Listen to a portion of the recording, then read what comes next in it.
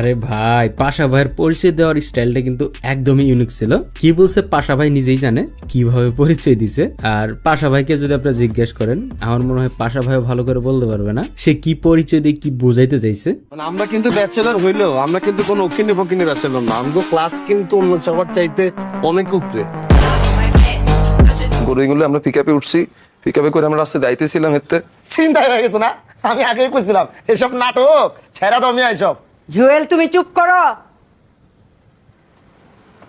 কাবিলা তারপর কি হয়েছে আব্বা কও। চিন্তাই হয়ে গেছে।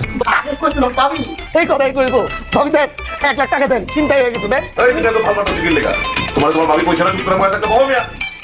আচ্ছা, এই জুয়েল ক্যারেক্টারটাকে আপনারা সামনে পেলে কি করতেন অবশ্যই কমেন্টে লিখবেন। ভাই আমি সামনে পেলে এলাকার পোলাপান নিয়ে মারতাম। ভাই এত ঘাওড়া বানাইছে ক্যারেক্টারটাকে, মানে আমার কাছে কেমন যেন লাগে, মনটা চাই একদম ফাটাই ফেলাই। তো ফ্রেন্ডই সবচেয়ে বেশি আপন হয়ে গেছে, আই তো কেউ না। শোনো, নোয়াখালীতে থাকি দেখি আরে আন্ডারস্টিমেট করিও না। তোমার তো বহুত স্মার্ট পোলা আর পিছে ঘুরে, আমি পাত্তাও দেই না। আরে অন্তরা তুমি এগুলো কি বলতেছো না বলতেছো, বাদ দাও না এগুলা। না, তোমার পানিশমেন্ট হচ্ছে আজকের পর থেকে 1 মাস তুমি আমাকে কোনো ফোন করবা না, কোনো মেসেজ দিবা না, নাথিং। তুমি তোমার কাবিলাকে হাক করবা, কাবিলার সাথে রাতে কথা বলবা, কাবিলার সাথে ডেট মারবা। This is your punishment and you deserve it, okay? Shubho ভাই, আজকে আপনার শোরুমে দেখলাম ফোন কিনতেছেন, সাথে ওটা কে ছিল? গার্লফ্রেন্ড? গার্লফ্রেন্ড ইগেলা কইতে মাইয়া ছিল কেন? কে রে এটা? একটা সুন্দর করে আপু ছিল, দেখতে পুরা মডেলের মতো। উসা লম্বা করে কেন?